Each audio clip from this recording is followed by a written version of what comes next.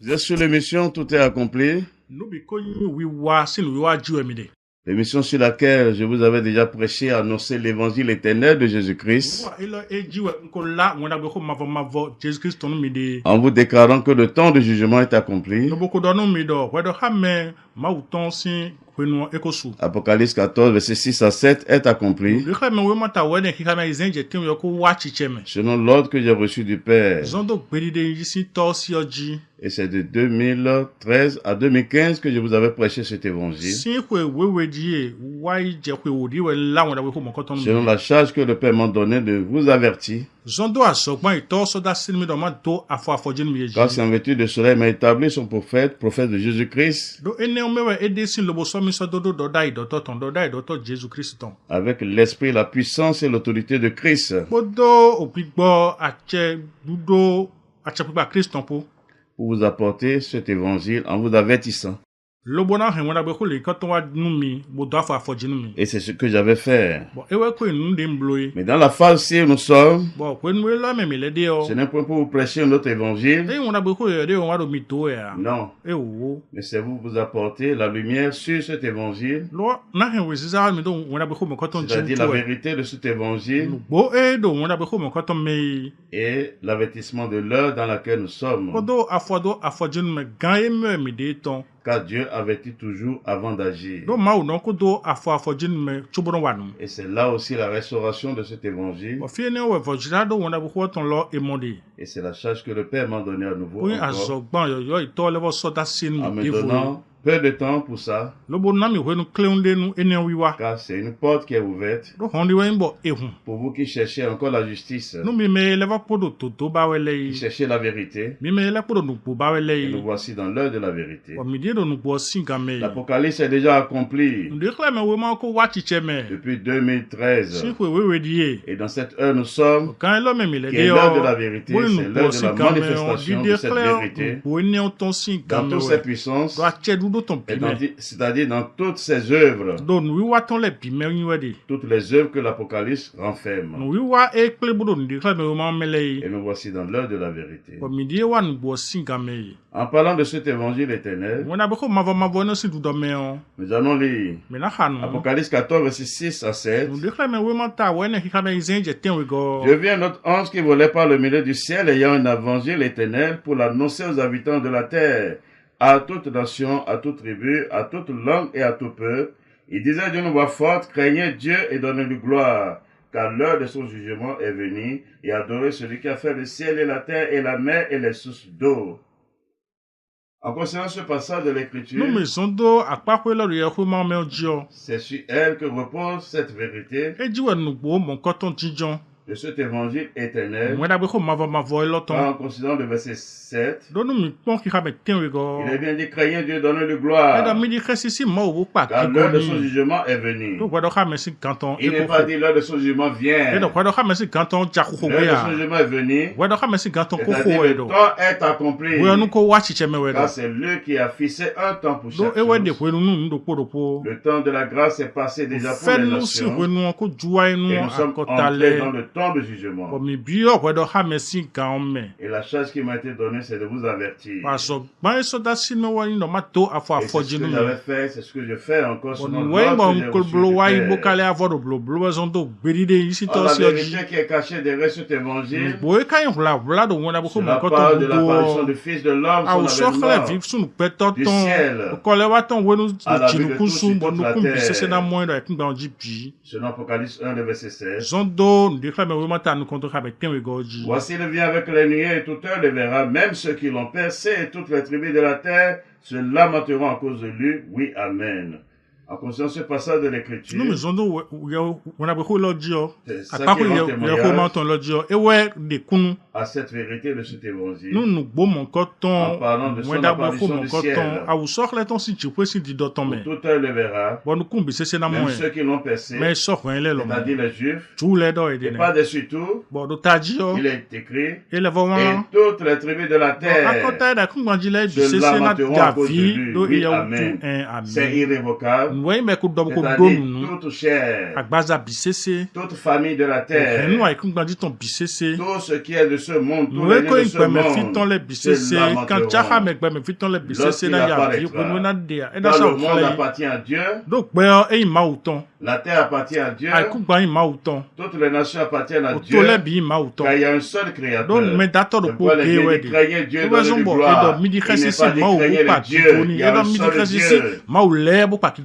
Et nous voici dans ce jour, le jour unique qui s'est réservé pour entrer en jugement avec toutes les nations sur toute la terre. Et nous voici dans l'heure de la vérité. Donc c'est bien dit, toutes les tribus de la terre se lamenteront. C'est pourquoi son évangile s'adresse à tout homme sur toute la terre, à toute nation, à toute tribu, à toute langue. Et personne ne dira, je n'ai pas entendu, je n'ai pas compris, c'est pourquoi je prends le temps de vous parler selon les Écritures, selon ce qui est écrit dans vos Bibles. Ce n'est pas au hasard que vous avez tous la Bible chez vous. Ce n'est pas au hasard que vous avez tous la Bible transcrite dans toutes les langues, presque sur toute la terre. Car c'est là encore l'œuvre de Dieu pour son jour. Et nous voici dans son jour. Le jour unique qui s'est réservé. Et c'est pour ce jour. Lorsque nous parlons, il est écrit dans Apocalypse 19, verset 11 à 13. Puis j'ai vu le ciel ouvert, voici parut un cheval blanc. Celui qui le montait s'appelle Fidèle et Véritable, et le juge des combats avec justice. Ses yeux étaient comme une flamme de feu, sur sa tête étaient plusieurs diadèmes. Il avait un nom écrit que personne ne connaît si ce n'est lui-même. Et il était revêtu d'un vêtement teint de sang. Son nom est la parole de Dieu. En considérant ce passage de l'Écriture, de la part de son apparition du ciel, lorsqu'il apparaîtra du ciel, lorsqu'il descendra du ciel, c'est un jour de combat, c'est un jour de jugement. Mais selon la justice de Dieu, selon la justice de Dieu, et c'est en vertu de cela que la charge m'a été donnée de vous parler selon la justice de Dieu, selon sa parole, qui récède le son à toutes choses. Mais lorsque nous considérons le verset 13, il est bien dit, et il était revêtu d'un vêtement teint de sang, parce que c'est un jour de vengeance, où il va verser le sang des nations. Il va verser le sang sur la terre, comme les prophètes l'ont annoncé dans les âges passés, car Dieu verse sur toute sa parole pour l'exécuter. Et nous sommes dans l'accomplissement de toutes ces paroles. Et nous voici dans l'heure de la manifestation. Mais c'est écrit encore. Son nom est la parole de Dieu. Dit son nom, c'est la parole de Dieu. C'est en fait de cela que le Fils de l'homme disait, quand le Fils de l'homme viendra, trouvera-t-il la foi sur la terre? Car la foi vient de ce qu'on entend vient de la parole de Christ, qui est la parole de Dieu. C'est pour dire, toute œuvre sur la terre, qui ne serait pas justifiée avec la parole de Dieu, qui est son nom, y compris tous ceux qui pratiquent ses œuvres, y compris tous ceux qui portent ses œuvres, c'est la destruction totale. Car ce jour, cela parle de la destruction de ce monde, d'un esprit éternel, en vue de la manifestation visible du nouveau monde que Dieu a créé pour la consolation de son peuple qu'il a acquis au prix de son sang. Mais ceux qui le craignent pour leur consolation, afin de suer toute l'âme de leurs yeux selon ce qui est écrit. Car il est fidèle. Son nom, c'est la parole de Dieu. Personne ne peut dire Jésus-Christ ou Dieu sans la parole. C'est pourquoi ce n'est pas au hasard que vous avez tous la Bible. Vous avez tous la Bible avec vous. Et la Bible, c'est la parole de Dieu. La Bible, ce n'est pas la parole d'un homme. La Bible parle de Dieu et de ses œuvres. Ce n'est pas l'histoire d'un peuple qu'elle révèle. Non. Ça parle de Dieu, de ses œuvres. Depuis la création jusqu'à la fin des temps, voit la manifestation du nouveau monde. Car c'est là son œuvre. Car Dieu révèle toujours son plan. Il révèle ce plan toujours à ceux qu'il aime. Et nous voici dans l'heure de la vérité. En parlant de ce jour, cela parle de l'apparition du Fils de l'homme du ciel. Et un prophète pouvait dire qu'il pourra soutenir le jour de sa venue. Il restera debout lorsqu'il paraîtra. Parce que c'est un jour de colère. C'est un jour de colère. C'est lui qui a versé son sang pour ouvrir la porte du salut, un esprit éternel, afin de racheter l'homme qui était perdu dès le commencement, chassé du jardin, pour le réconcilier, le ramener à Dieu. Et c'est ce qui est fait. C'est pourquoi en son temps, au milieu des Juifs, il disait cherchez premièrement le royaume et la justice de Dieu. Et c'est ça qui est la vérité. Heureux ceux qui ont cru en cela. Nous voici dans l'heure de la vérité. Nous allons continuer dans le même esprit pour parler de l'église de Dieu, l'église de Christ, l'église de Jésus-Christ, selon les Écritures. Parce que Dieu soutient tout ça par sa parole. Et c'est sa parole qui lui sert d'appui pour tous ses jugements. C'est pourquoi c'est avec sa parole que je vous parle. Et la Bible que vous avez tous avec vous. C'est pourquoi nous allons lire dans Acte 2. Acte 2. Le verset 47. Louant Dieu et trouvant grâce auprès de tout le peuple, et le Seigneur ajoutait chaque jour à l'église ceux qui étaient sauvés. Quand nous considérons ce passage de l'Écriture, il est bien dit, et le Seigneur ajoutait chaque jour à l'église ceux qui étaient sauvés. Pour dire quoi? Ceux qui sont sauvés, c'est eux qui forment l'église de Dieu.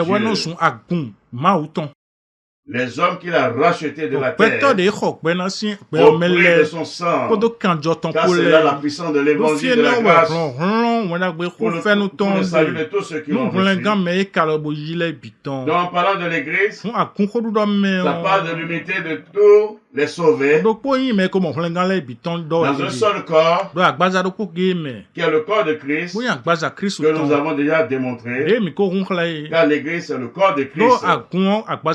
Donc c'est l'assemblée des sauvés, l'assemblée des rachetés de Dieu, ceux qui ont reçu le nom de Dieu, c'est-à-dire la parole de Dieu, c'est-à-dire son esprit, pour former un seul corps, une seule maison pour lui. Mais en parlant de cette vérité, qui est l'œuvre de Dieu, son église, le fondement sur lequel son église est établie, nous allons revenir sur ça encore, car c'est là la vie pour tous ceux qui l'ont reçu. Nous lisons dans Matthieu 16, à partir du verset 15. Et vous, leur dit-il, qui dites-vous que je suis? Simon-Pierre répondit, tu es le Christ, le Fils de Dieu vivant. Jésus reprenant la parole dit, tu es heureux Simon, fils de Jonas, car ce ne sont pas la chair et le sang qui t'ont révélé cela, mais c'est mon Père qui est dans les cieux. Et moi je te dis que tu es Pierre, c'est-à-dire Céphas, et que sur cette pierre je bâtirai mon église, et que les portes de ce jour de mort ne prévaudront point contre elle. En considérant ce passage de l'Écriture, c'est en elle qu'est révélé manifeste le fondement de l'Église. Car celui qui est l'auteur de l'Église, c'est lui qui a parlé ici. Mais c'était parti de quoi? C'était parti de ce que les hommes pensent de sa personne en tant que fils de l'homme. Mais en venant au niveau de ses disciples, il a été ouvert avec eux en leur déclarant qu'est-ce que eux-mêmes pensent de lui. Mais c'est Simon qui a pris la parole et qui a répondu, tu es le Christ, le Fils de Dieu vivant. C'est la réponse là qu'il a donnée. Et c'est fort de cela que le Fils de l'homme disait, ce n'est pas le sang et la chair qui t'ont révélé cela, mais c'est mon Père qui te l'a révélé. C'est pas révélation que tu l'as reçue. Car l'apparence, il n'a rien pour démontrer cela. C'est pourquoi Isaïe, qui avait vu ces gloires-là, annonçait cela. Il avait crié, qui a cru à ce que nous avait été annoncé, qui a reconnu le gloire du Seigneur. Parce qu'il était apparu comme un faible plante. Pourtant, c'est celui en qui réside toute la force, celui qui est le véritable. Donc, lorsque nous voyons encore le verset 18, il dit, moi je te dis que tu es Pierre. Pierre, c'est un nom qu'il lui a donné. Pierre s'efface. Et que sur cette pierre, en parlant de cette pierre, il parle de la révélation qu'il a reçue sur sa personne. Le témoin qui a rendu de sa personne, c'est de ça qu'il s'agit. C'est de ça qu'il s'agit. Et que sur cette pierre, je bâtirai mon église. C'est-à-dire, c'est la pierre là qui représente le fondement de l'église. Le fondement de l'église, le fondement du salut, car l'église, ça parle du salut. C'est l'assemblée des sauvés dans un seul corps. Et c'est l'œuvre de Dieu. Et c'est ce que l'un des prophètes annonçait. Lorsque nous lisons dans Isaïe, Isaïe 28, le verset 16. C'est pourquoi ici parle le Seigneur l'Éternel. Voici, j'ai mis pour fondement en Sion une pierre éprouvée, une pierre angulaire de prix, solidement posée. Celui qui la prendra pour appui n'aura point rate de fût. En considérant ce passage de l'Écriture, ce qui touche la pierre dont il est question, c'est ça qui a été annoncé ici. En préparant déjà la porte pour le salut, le jour du salut. Il est bien dit, voici, j'ai mis pour fondement en Sion une pierre. Sion, c'est le royaume de Dieu, c'est la montagne de Dieu, c'est la maison de Dieu, la demeure de Dieu. Et ce n'est que la seule qui a le salut. C'est pourquoi, au commencement, lorsque Dieu a créé les cieux et la terre, et il a formé l'homme, il a d'abord amené son royaume vers lui, le jardin d'Éden qu'il a planté. Cela parle de son royaume. Cela parle de sa ville. Et c'est dans ça qu'il a la vie éternelle. Et c'est dans ça qu'il avait mis l'homme dès le commencement. Donc il dit, j'ai mis pour fondement en Sion une pierre. Celui qui la prendra pour appui n'aura point rate de feu. Parce que son jour, c'est un jour de colère. C'est un jour de vengeance. Il a dit qu'il pourra soutenir ce jour-là, qu'il restera debout lorsqu'il paraîtra. Qu'il pourra soutenir. Toutes les tribus de la terre se lamenteront. Toute chair sera châtiée. Aucune famille de ce monde ne sera épargnée selon les Écritures. Car Dieu veille sur sa parole. Et nous voici dans l'heure de la vérité. Donc, en parlant de feu, c'est par rapport à sa colère dont il a trop de parler. Mais celui qui sera préservé, celui qui prendra appui sur cette pierre-là, c'est-à-dire celui qui croira en cette pierre-là, c'est celui-là. Mais lorsque nous écoutons le témoignage de Pierre, nous pouvons avoir la pleine intelligence, la pleine compréhension de cette pierre. De quoi il s'agit? De quoi il s'agit? Lorsque nous lisons dans Actes 4, le verset 11 à 12, Jésus est la pierre rejetée par vous qui bâtissez et qui est devenue la principale de l'homme. Il n'y a de salut en aucun autre, car il n'y a sous le ciel aucun autre nom qui a été donné parmi les hommes par lequel nous devions être sauvés. En considérant ce passage de l'Écriture, selon le témoin rendu en son temps par Pierre dans son ministère, il a déclaré que c'est Jésus qui est la pierre. C'est lui la pierre. Et il a expliqué ce qu'il est en train de dire par là dans le verset 12. Il n'y a de salut en aucun autre. Il n'y a sous le ciel aucun autre nom qui a été donné parmi les hommes par lequel nous devons être sauvés. Dans la pierre dont il s'agit, c'est la part de Jésus-Christ. C'est la part de lui-même. Car c'est lui-même qui est le fondement de son église. Ce n'est pas Pierre. Comme Babylone, l'église catholique romaine l'a enseigné. Elle a menti. Elle a menti. Et nous voici dans l'heure de la vérité. Nous avons encore le témoignage de notre apôtre.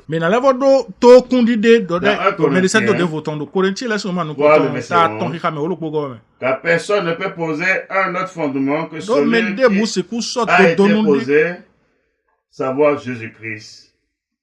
En conscience de ce passage, il a été clair que personne ne peut poser un autre fondement que celui qui a été posé, savoir Jésus-Christ. Donc c'est Jésus-Christ qui est le fondement de l'Église. C'est Jésus-Christ qui est la pierre dont il s'agit. Ce n'est pas Pierre. Ce n'est pas Pierre. Car Dieu soutient toujours par sa parole. Dans les Écritures, Ephésiens 2, le verset 20. Vous avez été édifiés sur le fondement des apôtres et des prophètes, Jésus-Christ lui-même étant la pierre angulaire. Voilà la vérité. Qui est la pierre angulaire, selon les Écritures, dans Ephésiens 2, le verset 20, c'est Jésus-Christ. C'est Jésus-Christ. Ce n'est pas Pierre. Or, lorsque nous retournons encore, là où nous étions, dans Matthieu 16, ce qui concerne Pierre dans cette œuvre, dont son Seigneur lui a donné la charge, nous allons voir cela dans Matthieu 16, le verset 19. Je te donnerai les clés du royaume des cieux. Ce que tu lieras sur la terre sera lié dans les cieux, et ce que tu délieras sur la terre sera délié dans les cieux. Voilà la vérité. Car la parole de Dieu, c'est la vérité. Donc, il est bien dit, je te donnerai. Il n'est pas dit, je vous donnerai. La question est bien partie. Dans le verset 15, et vous. Donc, il s'adressait à tous les disciples. Mais c'est Pierre qui a été désigné. Et c'est lui qui a donné la réponse. Donc, c'est à Pierre qu'il est en train de faire la promesse là. En déclarant, je te donnerai les clés du royaume des cieux. Ça veut dire que quoi? Pour entrer dans le royaume de Dieu, comment il faut entrer? C'est ça qui lui sera révélé. C'est à lui. C'est lui qui va poser le fondement là. Or, sans contredire, comme il n'y a pas de contradiction en Dieu, nous allons voir cette vérité, son accomplissement. Au jour de l'église, où l'église était apparue, dans Acte 2, du verset 36, que toute la maison d'Israël sache donc avec certitude que Dieu a fait Seigneur et créé ce Jésus que vous avez crucifié. Là, c'est Pierre qui est en train de parler. Et il continue encore. Après avoir entendu ce discours, ils eurent le cœur vivement touché. Et dit à Pierre et aux autres apôtres, « Oh mon frère, que ferons-nous » Et le verset 38, Pierre leur dit, c'est Pierre qui a pris la parole. Pierre leur dit, « Répentez-vous et que chacun de vous soit baptisé au nom de Jésus-Christ pour le pardon de vos péchés et vous recevez le don du Saint-Esprit, car la promesse est pour vous, pour vos enfants et pour tous ceux qui sont au loin, en aussi grand nombre que le Seigneur, notre Dieu, les appellera. » Voilà l'œuvre de Dieu qui a été manifeste, la promesse qu'il lui a faite, en lui déclarant, je te donnerai les clés du royaume. C'est ça qui a été révélé le jour de l'église, où l'église est apparue par la puissance de l'avènement du Saint-Esprit, selon la promesse de Dieu sur eux, car Dieu veille sur sa parole. Pour ceux qui le craignent, pour ses disciples, ceux qui croient en sa parole, qui demeurent dans sa parole. Car sa parole, c'est la vérité. Et c'est là la vie. Donc c'est bien dit, répentez-vous, c'est-à-dire croyez à la bonne nouvelle que Jésus-Christ, le Fils de l'homme, il est mort pour vos péchés, il est ressuscité pour votre justification, car c'est là l'œuvre de Dieu pour le salut de tous ceux qui l'ont reçu. Et c'est là la première clé qu'il a déposée. Au jour de l'église, c'est la première clé. Il ne s'est pas arrêté là. Et que chacun de vous soit baptisé au nom de Jésus-Christ. Il n'a pas dit que chacun de vous soit baptisé au nom du Père, du Fils et du Saint-Esprit. Non. Vous l'avez dit non. Jésus-Christ a dit, allez faire de toutes les nations des disciples et baptisés au nom du Père, du Fils et du Saint-Esprit. Mais encore il a dit quelque part, si vous demeurez dans ma parole, vous serez mes disciples. Et vous connaîtrez la vérité. Et la vérité vous rendra libre. Une chose c'est de recevoir la parole. Et l'autre chose c'est de recevoir l'esprit qui est derrière la parole, la vérité qui est derrière la parole, la révélation de la parole. Donc Pierre a reçu la révélation. Parce que la promesse lui a été faite, c'est à tous les disciples qu'il a donné cette instruction dans Matthieu. Allez faire de toutes les nations des disciples, les baptisants au nom du Père, du Fils et du Saint-Esprit. Mais cette parole était codée. Parce qu'il a fait la promesse à quelqu'un parmi eux. Et par lui, il va révéler le mystère là. Il va donner la vérité. Et c'est cette vérité qui a été manifeste au jour de l'église, où l'église a été apparue par la puissance de l'avènement du Saint-Esprit. De dire que chacun de vous soit baptisé au nom de Jésus-Christ. Et vous parcourez toutes les Écritures, dans Actes des Apôtres, dans toutes les œuvres. Le baptême, c'est au nom de Jésus-Christ. C'est au nom de Jésus. Ce n'est pas au nom du Père, du Fils et du Saint-Esprit. C'est une abomination. C'est Babylone qui a enseigné cela. Ça n'a rien de la vérité. C'est la lettre. Et la lettre tue. Et voici la vérité. Donc voilà la seconde clé qui est sortie. Mais il a donné le sens de cela pour le pardon de vos péchés. Voici c'est la condition qui est posée. Si tu crois qu'il est mort pour tes péchés, qu'il est ressuscité, alors il faut que tu sois baptisé afin d'obtenir le don de Dieu, le pardon de Dieu.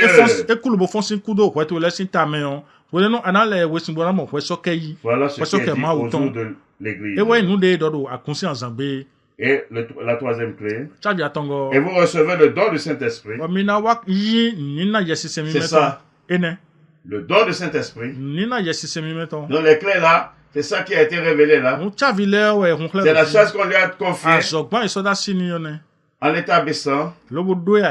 C'est la charge qui lui a été donnée. Il va poser les clés pour le fondement du salut. Pour tous ceux qui vont entrer dans le royaume de Dieu. Pour tous ceux qui vont entrer dans l'église de Christ.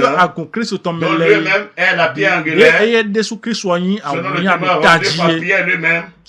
Il n'a pas dit non à cause de ces charges qui m'ont été données. C'est moi. Non. Si nous écoutons son témoignage, car Dieu est dans sa parole, et sa parole c'est la vérité. Si nous écoutons encore son témoignage, dans 1 Pierre 2, le verset 3, si vous avez goûté que le Seigneur est bon, approchez-vous de lui. Pierre vivante, rejetée par les hommes, mais choisie et précieux devant Dieu. Quand nous considérons ce passage, il ne s'est pas prêché Si vous avez goûté que le Seigneur est bon, c'est le Christ qui prêchait. Approchez-vous de lui. Il n'a pas dit approchez-vous de moi. Non. Approchez-vous de lui. Pierre vivante. C'est lui la pierre vivante. Rejeté par les hommes. Mais choisi précieux devant Dieu. Voilà son témoignage qui est digne d'être reçu pour ceux qui craignent Dieu. Mais Babylone, l'église catholique romaine va dire non, l'église est pierre. Abomination. C'est là l'apostasie. C'est là l'apostasie.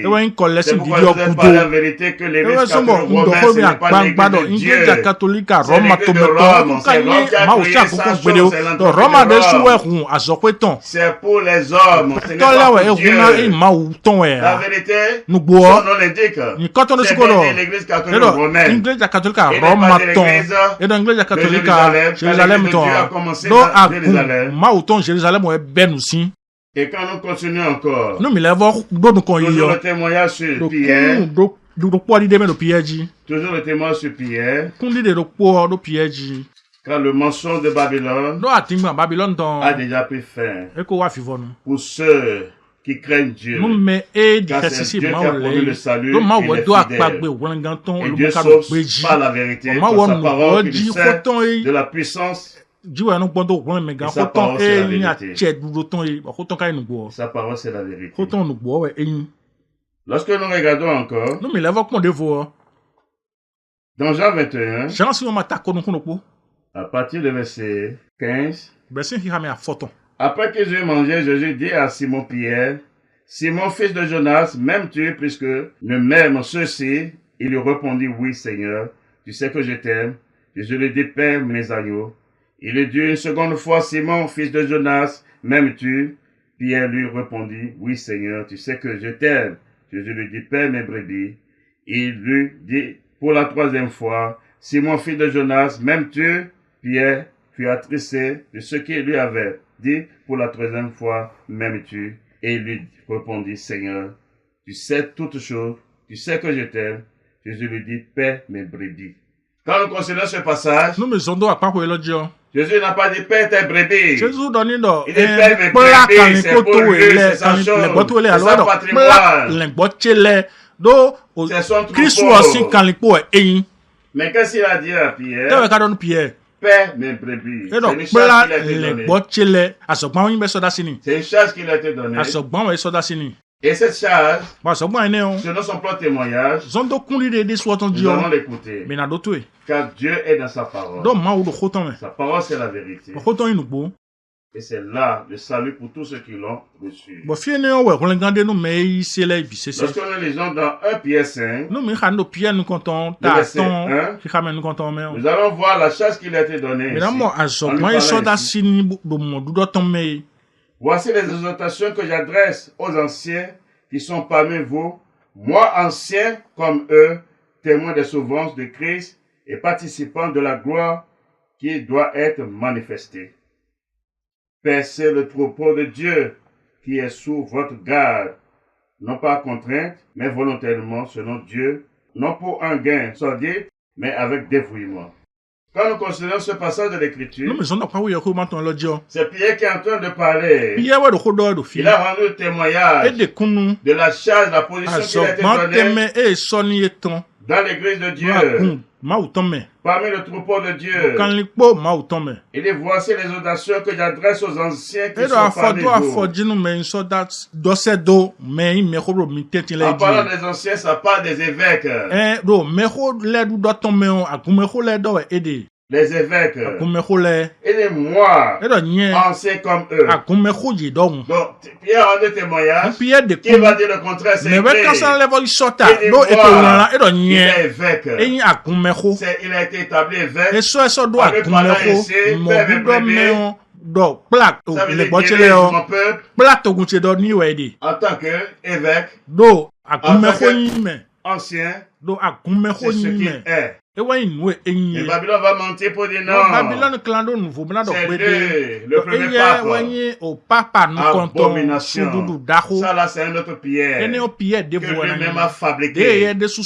Car le véritable pierre, c'est son témoignage ça. Et la charge qui lui a été donnée, c'est une fonction. Et tous ceux qui ont aspiré à cette fonction, qu'est-ce qu'il a dit? Dans 1 Timothée 3, le verset 1, cette parole est certaine. Si quelqu'un aspire à la charge d'évêque, il désigne une œuvre excellente. Il faut donc que l'évêque soit irrépréhensible, marié d'une seule femme, sobre, modéré, réglé dans sa conduite, hospitalier, propre à l'enseignement. Il faut qu'il ne soit ni adonné au vin, ni violent, mais indulgent, pacifique, désintéressé. Il faut qu'il dirige bien sa propre maison et qu'il tienne ses enfants dans la soumission et dans une parfaite honnêteté. Car si quelqu'un ne sait pas diriger sa propre maison, comment prendra-t-il soin de l'église de Dieu?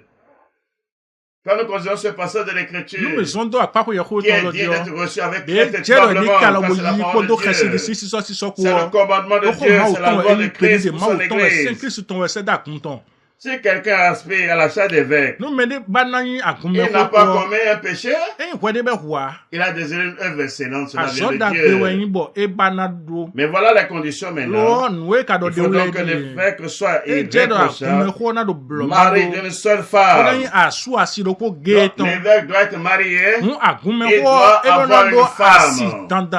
Selon le passage que nous venons de lire, il doit avoir sa maison, il doit avoir des enfants, c'est pas qu'il va avoir des enfants en cachette dans les rues, en cachette. Non, il est un homme marié, légalement devant Dieu, devant les hommes. Il a une maison propre à lui-même, il a des enfants propres à lui-même. Ce n'est pas qu'il va aller adopter des enfants, les enfants qui sont issus de ses entrailles. C'est de ça qu'il s'agit. C'est de ça qu'il s'agit. Mais Rome, l'église catholique romaine, qui représente Rome, va dire non. Nous, en tant qu'évêque, on fait de chasteté. Nous ne sommes pas de ça. Où est alors Dieu? Où est la place de Dieu? Oh, ils ont la Bible, mais c'est la même Bible qu'ils ont. Les mêmes paroles sont dans leur Bible qu'ils tiennent. Voilà la vérité, c'est pourquoi vous dites ce ne sont pas les églises de Dieu. Ce n'est pas les églises de Dieu. C'est la vérité, je vous dis. Heureux saints qui ont compris cela.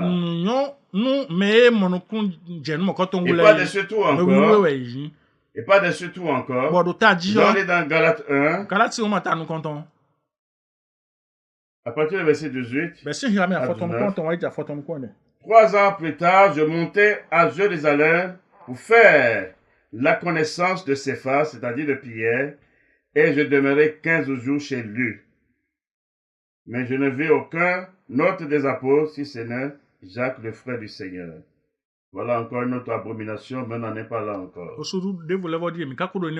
quand nous considérons ce passage de l'Écriture, c'est l'apôtre Paul qui rendait ce témoignage lorsqu'il a reçu la charge de son ministère. Il a dit 3 ans plus tard, il est monté à Jérusalem pour faire la connaissance de Céphas.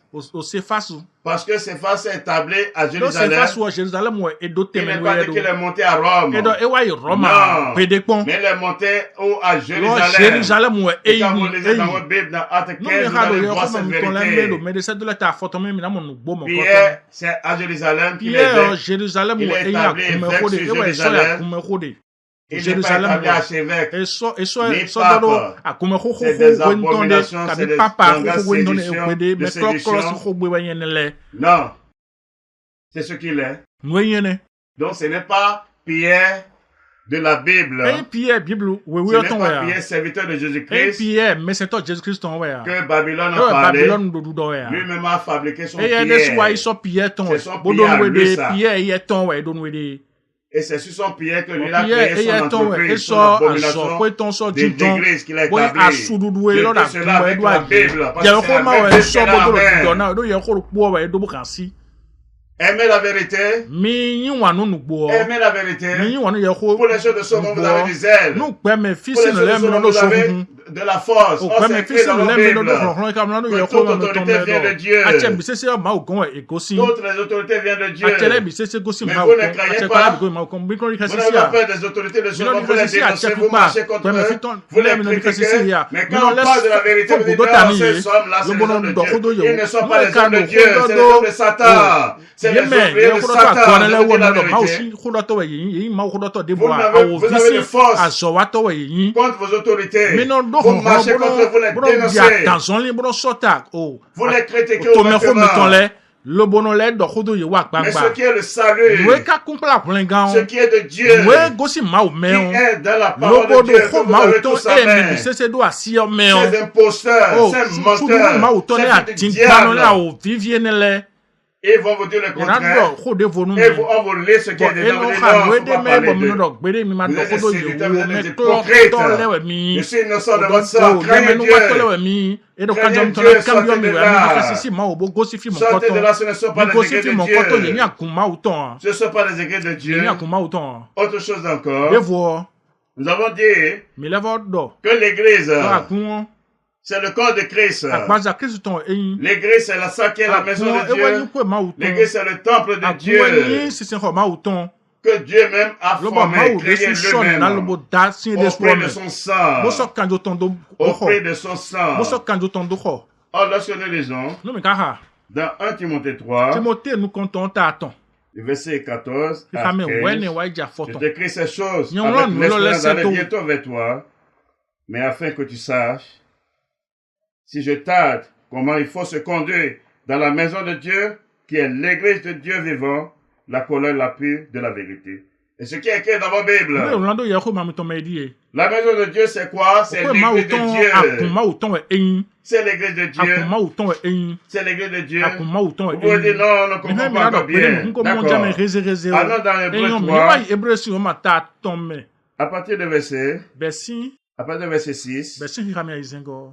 Mais Christ les confie sur sa maison, et sa maison c'est nous, pourvu que nous retenions jusqu'à la fin, la ferme confiance et l'espérance dont nous nous glorifions.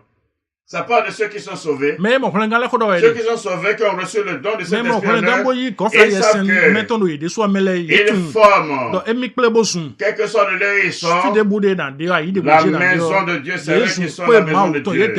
Car c'est le témoignage qui est rendu dans vos Bibles, qui est dit d'être reçu. Mais Christ les confie sur sa maison, et sa maison, c'est nous. Il n'a pas dit c'est les bâtiments. Non. Il n'a pas dit c'est des bâtiments. Oh, selon la loi de Christ, selon la doctrine de Christ, qui a salé pour tous ceux qui l'ont reçu avec crainte. Qu'est-ce que les Écritures disent? Qu'est-ce que les Écritures disent? Dans Acte 17, le verset 24, le Dieu qui a fait le monde et tout ce qui se trouve, étant le Seigneur du ciel et de la terre, n'habite point dans des temps faits de mains d'hommes. C'est écrit dans vos Bibles. Le Dieu, le véritable Dieu, qui a fait le monde, qui est le Seigneur du ciel et de la terre, n'habite point dans des temps faits de mains d'hommes. C'est pourquoi vous n'allez pas trouver. Après que l'Église s'est manifestée, que l'Église a construit un bâtiment quelconque, a choisi un lieu pour consacrer à Dieu, non, vous ne verrez pas. Parce qu'ils sont des hommes de la foi, ils craignent Dieu. C'est les disciples de Dieu, c'est l'enseignement qu'ils ont reçu, la doctrine de Christ, dans la doctrine de Christ. Et c'est ce qu'un des prophètes a annoncé dans Isaïe 66, le verset 1. Quelle maison pourrez-vous me bâtir? Quel lieu me donnez-vous pour demeure? En annonçant la nouvelle alliance. En annonçant la nouvelle alliance. Voilà ce qu'il a déjà dit, la vérité. Il a déjà dit la vérité. Ce que je vous avais déjà démontré avec les Écritures. Maintenant, nous pouvons nous poser la question. Comment alors les assemblées de l'Église se retrouvent alors? Comment ils font? Ils se retrouvent comment? Ils se retrouvent comment?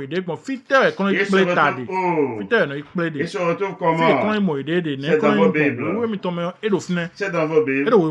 Ouvrons alors vos Bibles. Dans 1 Corinthiens 16, le verset 12. Les églises d'Asie vous saluent Aquilas et Priscille, avec l'église qui est dans leur maison, vous saluez beaucoup dans le Seigneur. Quand nous considérons ce passage de l'Écriture, il est bien dit, avec l'église qui est dans leur maison. L'église est dans la maison de qui? De Aquilas et Priscille, c'est un couple qui sont dans la foi du Christ, Jésus-Christ. Donc c'est dans leur maison qui est leur propriété, c'est là où leurs frères se réunissent avec eux. Et on a bien dit l'église. On n'a pas dit cellule de maison. Il n'est pas dit l'église de maison. Car il y a un seul type d'église pour Dieu. Il dit les églises d'Asie, vous savez, Aquilas et Priscille, avec l'église qui est dans leur maison, vous saluez beaucoup dans le Seigneur. Donc l'église qui est dans leur maison, c'est-à-dire les saints qui se réunissent là, les fils de Dieu, ceux qui sont sauvés par la puissance de Dieu.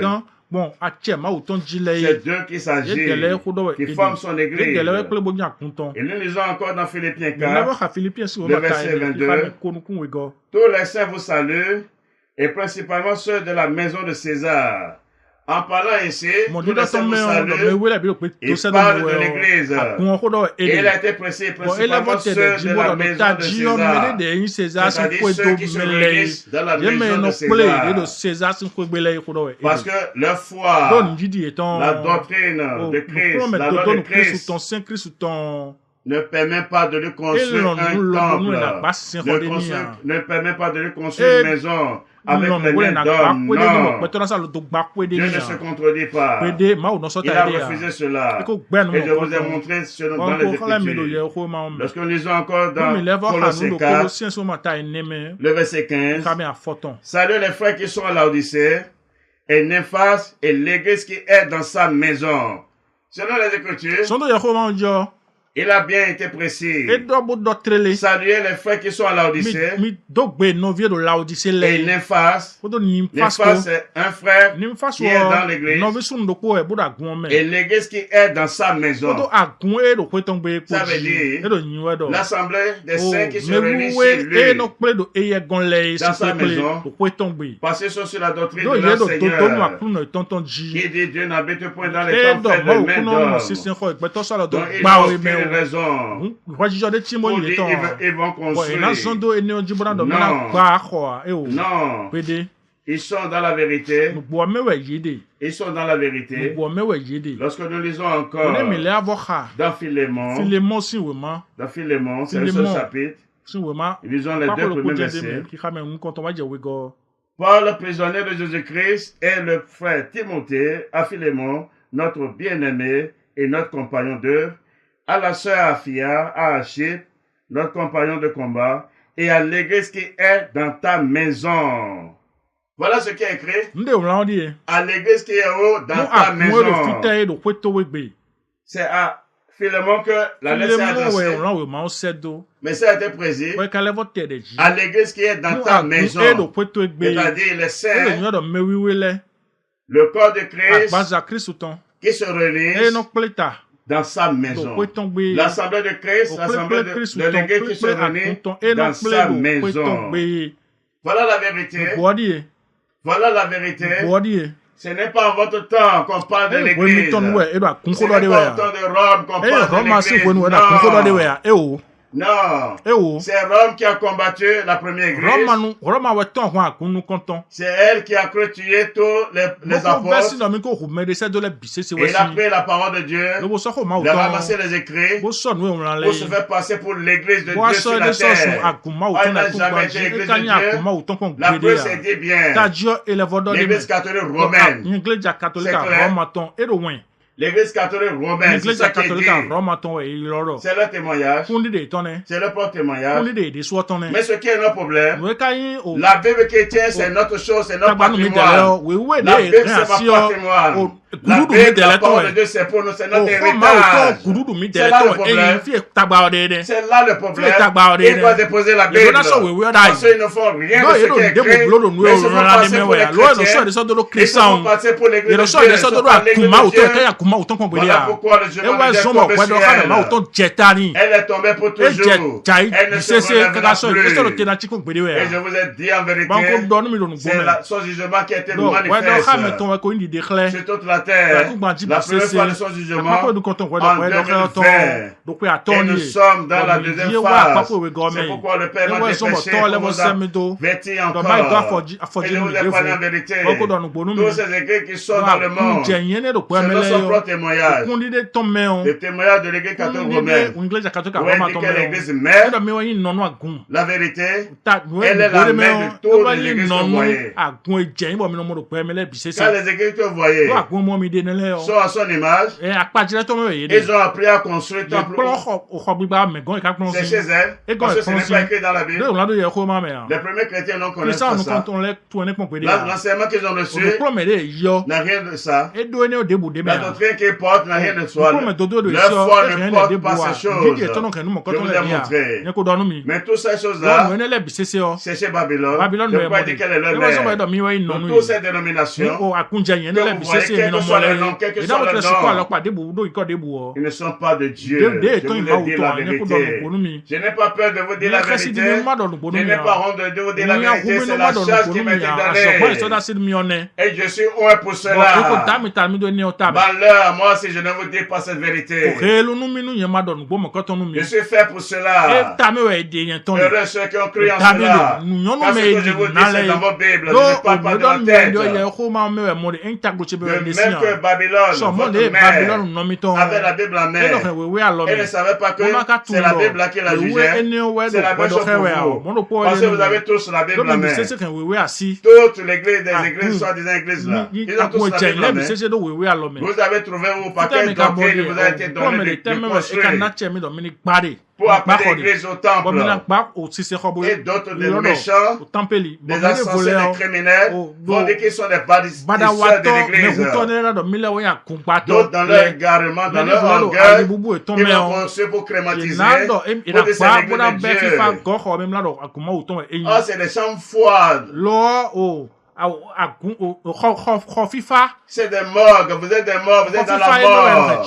Dieu n'est pas dans ça. Je vous dis la vérité. Je vous dis la vérité. C'est des criminels, sortez de là. Sortez du milieu d'eux. Sinon vous serez détruits. Sinon vous serez détruits. Voilà encore dans leur égarement. Dans leur égarement. Parce qu'eux, ils avancent même plus que leur mère. Ils avancent plus que leur mère. Lorsque nous lisons dans 1 Corinthiens 14, le verset 33, il est bien dit que Dieu n'est pas un Dieu de désordre, mais de paix, comme dans toutes les écrits des saints, que les femmes se taisent dans les assemblées, car il ne leur est pas permis de parler, mais qu'elles soient soumises, selon le dit aussi la loi. Voilà la vérité, selon ce qui est écrit. Dans les églises de Dieu, il dit que les femmes se taisent. Dans les assemblées, les femmes se taisent. Mais ces escrocs, ces méchants sorciers, ils vont associer leurs femmes pour dire maman pasteur, maman apôtre, maman prophétesse. C'est des criminels, c'est une association de malfaiteurs. Si vous voulez parler sur la justice de Dieu, non. Voilà ce qui est écrit. Si vous allez encore dans Timothée 2, vous allez voir dans le verset 11. C'est écrit dans votre Bible. Vous asseyez. Et ces femmes diable avaient imposé la main sur vous. Et ils font tomber aussi comme leur mari. Et vous dites que la notion, c'est le diable qui agit là. Sortez de là. Sortez de là. Verset 4. Sortez de milieu d'elle. Sortez de milieu de Rome. Sortez de milieu de Babylone. L'église catholique romaine, sortez de tous ces églises. Car ce n'est pas l'église de Dieu. Je vous dis la vérité. Je suis innocent de votre sang. Je suis innocent de votre sang. Nous sommes venus à la fin. Que celui qui adorait peut écouter. Que celui à qui il a été donné de comprendre comprenne cela.